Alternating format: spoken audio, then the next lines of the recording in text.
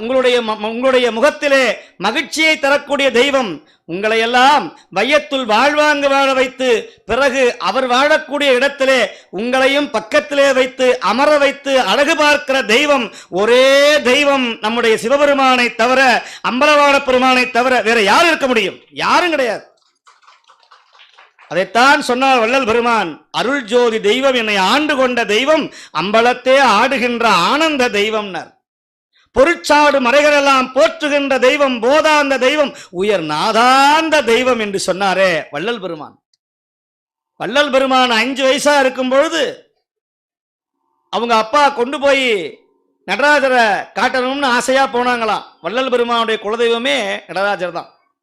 இங்க இருக்கிற எல்லாருக்குமே குலதெய்வம் யாருன்னு கேட்டா, ஒன்னும் சிவபெருமானா இருப்பார், இல்ல மலையில இருக்கிற முருகனா இருப்பார், இல்லை என்று சொன்னால் மலையில் வாழுகிற திருமால் பெருமாள்